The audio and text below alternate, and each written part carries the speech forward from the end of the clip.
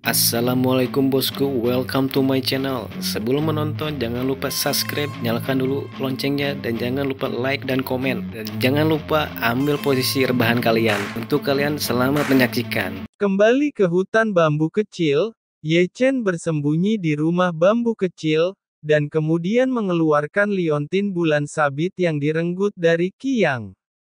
Ini harta yang luar biasa. Memegang liontin bulan sabit di depan matanya, Ye Chen melihatnya begitu dekat untuk pertama kalinya.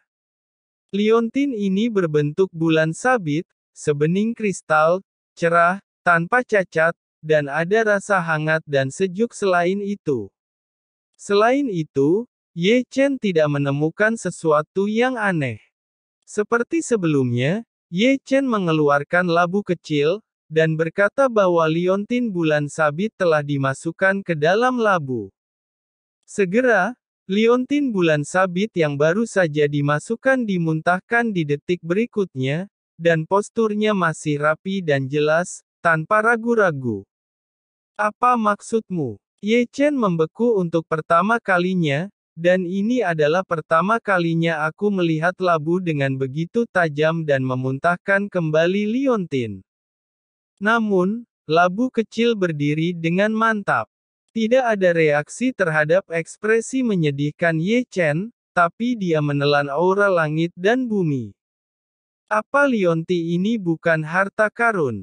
Ye Chen menyentuh dagunya, lalu menawarkan api abadi, membungkus liontin bulan sabit, dan membakarnya selama setengah jam tanpa penampilan abnormal.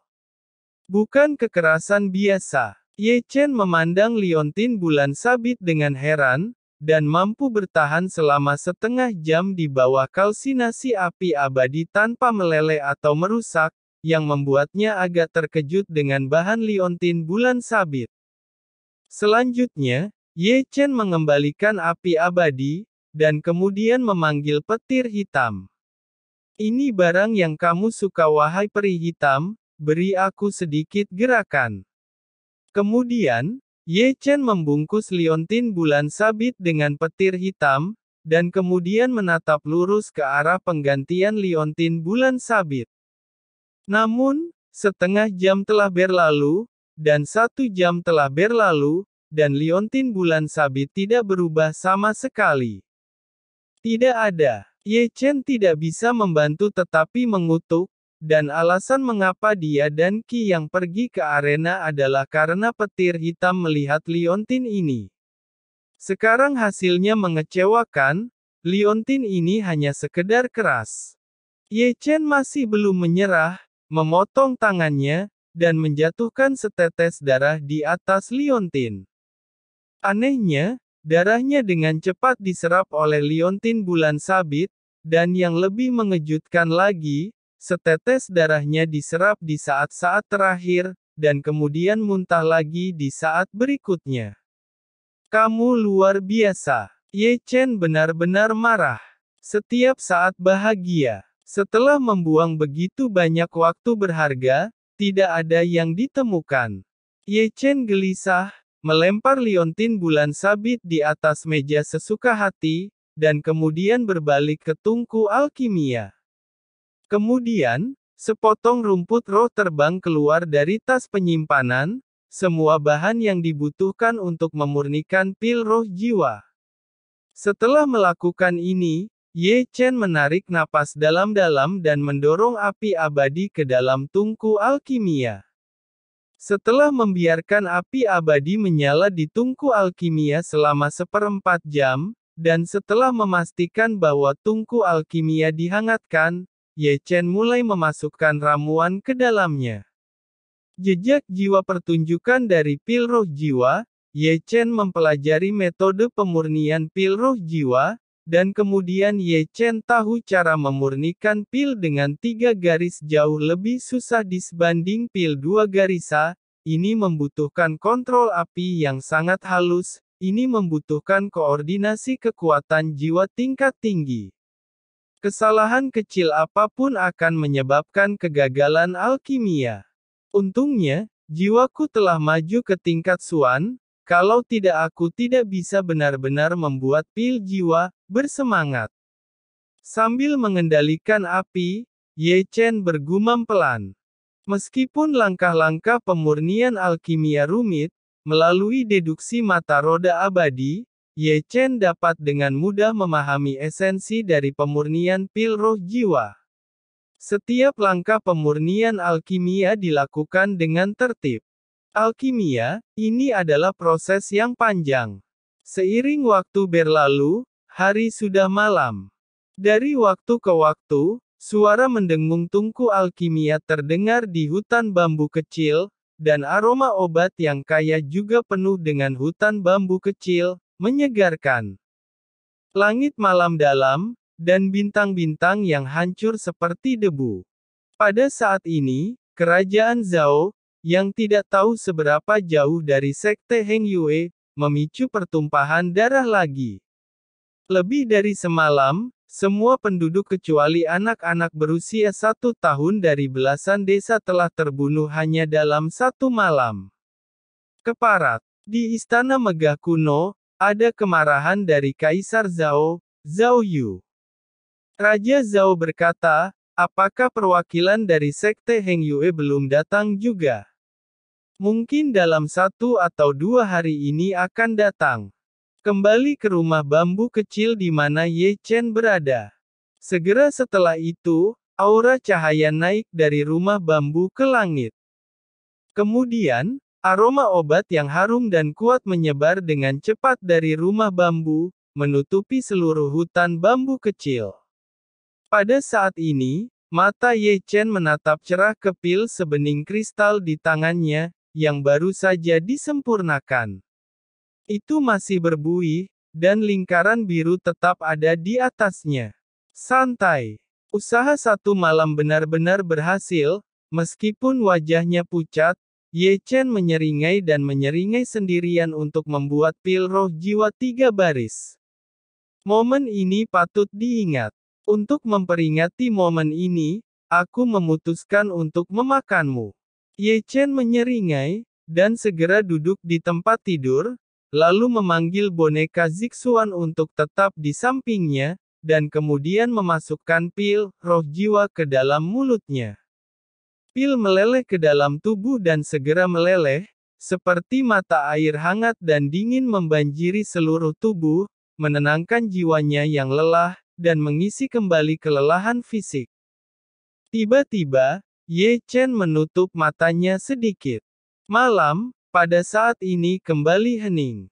Namun, Ye Chen, yang telah menutup matanya, tidak menyadari bahwa tubuh Zixuan bergetar, terutama ketika dia melihat liontin bulan sabit di atas meja, dan matanya kosong, ada kilatan cahaya lewat. Tidak ada yang bisa dikatakan sepanjang malam, dan kemudian fajar tiba. Pagi-pagi sekali, tepat ketika Ye Chen membuka matanya, Chu Xuan masuk. Ye Chen berbalik dan melompat dari tempat tidur, menyerap pil roh jiwa kedua, yang membuatnya sangat penuh semangat. Keadaan kultivasi misterius jiwa juga sepenuhnya terkonsolidasi setelah menyerap pil roh jiwa kedua. Chu Xuan tidak pergi menemui Ye Chen, tetapi menyipitkan matanya dan menatap Zixuan yang berdiri di samping tempat tidur Ye Chen. Mengapa boneka ini ada di sini? Chu Xuan memandang Ye Chen, dan nadanya cukup terkejut. Saya membelinya di paviliun koleksi di gerbang luar. Ketika saya membelinya, boneka ini hanya memiliki 1 lengan, dan apa guru tahu boneka ini? Tentu saja guru tahu. Chu Xuan menatap Zixuan lagi, dan berkata dengan lembut, dia adalah boneka generasi pertama untuk berlatih dan mengajar. Ini adalah produk eksperimental dan kemampuannya tidak sempurna, jadi dia ditinggalkan. Apakah kamu meningkatkannya ke kelas Xuan? Kalau tidak, siapa lagi?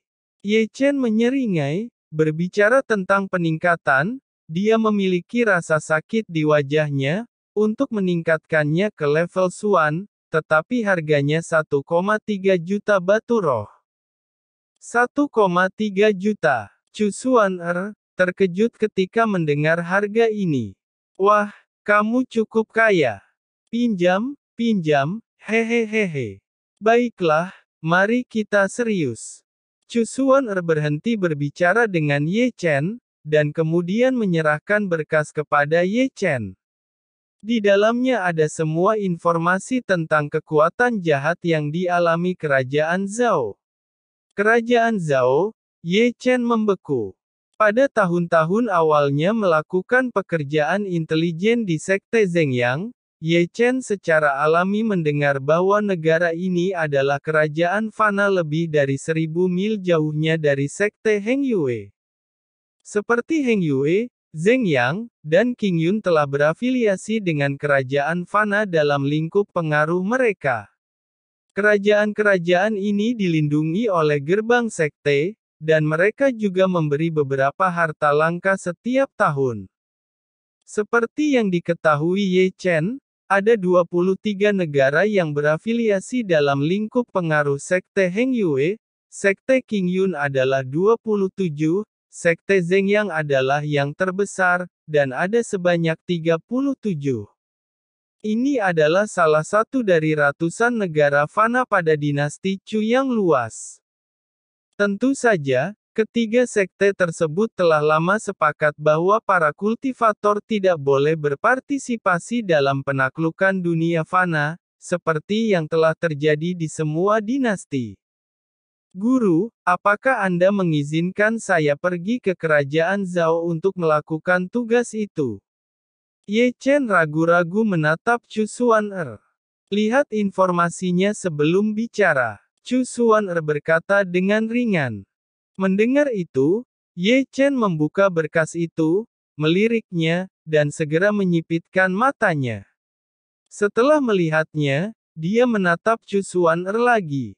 Kekuatan jahat yang disebutkan dalam informasi itu adalah kultivator gelap. Entahlah. Chu Xuan menggelengkan kepalanya dengan lembut. Ketika kau tiba di kerajaan Zhao, jika seorang kultivator yang benar-benar kuat di balik masalah ini, jangan sembrono melawan musuh. Ini, guru telah menyiapkan ini untukmu, Ben ini dapat menjagamu. Berbicara, Chu Xuan telah mengeluarkan 4 mantra roh dari lengan bajunya, 1 biru, 1 ungu dan 2 kuning, dan mendorongnya ke tangan Ye Chen. Yang biru adalah jimat tingkat langit 1000 langkah. Begitu jimat ini diaktifkan, kultivator tidak akan dapat mengejarmu, efek ini dapat berlangsung selama 15 menit. Jimat warna ungu, kelas Xuan, tempelkan jimat ini pada tubuhmu dan gunakan ki inti untuk mengaktifkan tembus pandang. Jimat kuning, ialah untuk formasi pembatas, lepaskan jimat ini untuk mengurung musuh. Dan yang terakhir plat giok, merupakan jimat pemancar suara, jika berada dalam bahaya, tekanlah plat giok itu untuk meminta bantuan. Terima kasih, Guru. Guru apa boleh meminta lebih banyak lagi? Ye Chen menyeringai saat dia memegang 3 jimat sihir. Chu Xuan berkata, jangan bermimpi, cepatlah pergi setelah menerima tugas. Ayo pergi. Chu Xuan dengan lembut melambaikan tangannya, selesaikan tugas dan segera kembali. Baiklah, aku akan mempersiapkan barang bawaanku dan segera berangkat. Ye Chen membalikkan tangannya dan mengumpulkan 3 jimat, dan juga mengambil Zi Xuan.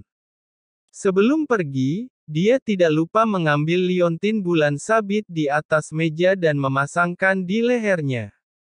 Kuharap aku bisa oleh-oleh untuk guru dan adik guru. Chu Xuan menjawab, ya terima kasih atas niat baikmu. Melihat punggung Ye Chen, Chu Xuan menghela nafas diam-diam, pria kecil, bisakah kamu kembali tepat waktu untuk kompetisi 3 sekte, itu tergantung pada keberuntunganmu. Setelah keluar dari puncak giok, Ye Chen langsung pergi ke gerbang luar sekte Heng Yue. Ye Chen kembali. Apa yang dilakukan Ye Chen di sini? Ye Chen baru saja muncul di gerbang luar. Para murid bergosip. Pernahkah Anda mendengar? Ye Chen mengalahkan Qi Yang kemarin. Qi Yang, murid inti peringkat 8 Sekte Heng Yue. Apakah kau bercanda? Sepanjang jalan, Ye Chen paling mendengarkan suara argumen dan keterkejutan, tetapi kemanapun dia pergi, murid-murid luar akan memberinya pemahaman diam-diam untuk memberi jalan baginya. Ye Chen sedang berjalan, perkataan keras tiba-tiba terdengar, sesosok telah menghalangi jalan Ye Chen, melihat lebih dekat, itu adalah salah satu murid puncak Diang. Matanya merah padam, ekspresinya suram, dan dia menatap Ye Chen dengan gigi terkatup, dan dia tidak bisa merobek Ye Chen di tempat. Kemeja ungu tiba-tiba menghalangi jalan Ye Chen, menyebabkan banyak murid menonton. Keluhan kedua orang itu, seluruh murid tidak tahu, saat ini musuh bertemu, bau mesiu sangat kuat. Namun, Ye Chen tidak menyipitkan mata dan berjalan lurus. Dia tidak pernah mendengar tentang mabuk kemeja ungu. Diabaikan oleh Ye Chen, kemeja ungu itu sangat marah, segera mengangkat telapak tangannya menjadi pisau. Melihat ini, mata Ye Chen dingin, dan dia segera melangkah maju. Semua orang melihat sosok hantu lewat, dan telapak tangan kemeja ungu bahkan tidak bisa menyentuh sudut pakaian Ye Chen. Boom! Saat raungan berdering, saat terakhir masih berdiri di kemeja ungu, saat berikutnya, seluruh tubuh bertatahkan ke dinding batu yang keras, dan Ye Chen masih memegangi lehernya dengan satu tangan. Oke, keanehan yang sangat aneh. Para murid membuka mulut mereka satu demi satu, dan tidak berbicara untuk sementara waktu. Tidak mungkin. Di sini, kemeja ungu Ye Chen dengan leher melingkari matanya menonjol, menatap Ye Chen dengan tampilan yang tidak bisa dipercaya. Dia bahkan tidak melihat bagaimana Ye Chen menyerang. Orang yang menghalangi Ye Chen biasa-biasa saja, sehingga dia tidak memiliki perlawanan sedikit pun. Wajah Ye Chen sedingin es, dan wajahnya dengan lembut menyentuh telinga kemeja ungu itu, dan berkata dengan dingin, "Sepertinya kepalamu telah terbentur, jadi aku akan memaafkanmu, jika kelak kau berani melakukannya lagi, aku tidak akan segan untuk membunuhmu." Pria itu dan ingin berbicara, tetapi lehernya terjepit dan dia tidak bisa mengucapkan sepatah kata pun. Pada saat ini, ada dengungan ke arah puncak Diang, dan momentum yang kuat muncul seketika. Setelah aku menghajar muridnya, sang guru pun muncul. Merasa Ge Hong hendak bergerak, Ye Chen melepaskan muridnya, dan kemudian melirik ke arah Ge Hong seolah-olah dia bisa melihat sosok yang berdiri di puncak gunung melalui awan berkabut. "Tetua Ge, perhatikanlah muridmu baik-baik, jika kelak dia melakukannya lagi, aku tidak akan segan-segan untuk menghabisinya." Ye Chen perlahan melihat ke belakang dan berjalan menuruni gunung. Ye Chen. Di puncak Diang, wajah Ge Hong muram dan menakutkan, dan tinju di lengan bajunya bertepuk tangan, dan matanya penuh dengan kekuatan pembunuh yang dingin. Secara alami, selain Ge Hong, Aula Hukum, wajah asli Zhao Zijing dan Immortal King Yang juga cukup suram, tetapi Zhong Lao Dao dari puncak Tianyang menutupi hatinya dengan keras, berteriak kesakitan masih menyesali tidak merekrut Ye Chen. Sebuah episode berlalu, Ye Chen mengikuti tangga batu kembali ke kediaman Paman Zhang. Melihat kembalinya Ye Chen, Zhang Fengnian yang gemetar dan Hua yang sedang menari batang besi hitam muncul dengan senyuman. Ye Chen memberi salam pada Paman Zhang. Zhang Fengnian tersenyum ramah. "Kakak kau kembali, kakak, seperti apa gerbang bagian dalam?" Hua menatap Ye Chen dengan mata bersinar. "Sangat besar." Ye Chen menyentuh kepala kecil Hua, tetapi mengucapkan dua kata dengan lurus. Ye Chen datang ke dinding batu, mengambil setengah dari pil roh keheningan langit yang tersembunyi di dalamnya, dan meletakkannya di depan mata roda abadi. Seperti yang Ye Chen duga, melalui mata roda abadi, Ye Chen menyimpulkan jejak jiwa yang tersembunyi di dalam pil roh keheningan langit, tetapi yang membuatnya salah adalah bahwa dari jejak jiwa, dia menemukan bahwa orang yang membuat pil roh keheningan langit ternyata adalah seorang pemuda berambut putih dengan topeng. Ye Chen sangat heran. Meskipun dia tidak bisa melihat penampilan pemuda berambut putih itu, dia memutuskan bahwa pemuda berambut putih itu adalah seorang alkemis hebat. Segera, Ye Chen memperoleh semua metode pemurnian pil roh keheningan langit melalui mata roda abadi. Ye Chen terkejut menemukan bahwa pemurnian pil roh keheningan langit sebenarnya membutuhkan lebih dari 500 rumput roh, dan ada beberapa nama rumput roh. Tidak heran pil roh keheningan langit begitu sulit untuk dibuat. Ye Chen bergumam, hanya 500 jenis rumput roh ini yang mungkin tidak semuanya bersama-sama. Segera, Ye Chen mengambil setengah dari pil roh keheningan langit lagi. Meskipun saya tahu metode pemurnian pil roh keheningan langit, tingkat jiwanya masih jauh dari cukup. Jika Ye Chen ingin meracik pil roh keheningan langit, tingkat jiwanya setidaknya harus maju ke tingkat surgawi, jika tidak maka tidak dapat diselesaikan. Aku akan membicarakan ini nanti. Misi yang ada di depan mataku lebih penting. Sedikit berbalik, Ye Chen berjalan keluar dari kediaman Paman Zhang, meninggalkan banyak sumber daya untuk latihan Hua sebelum pergi.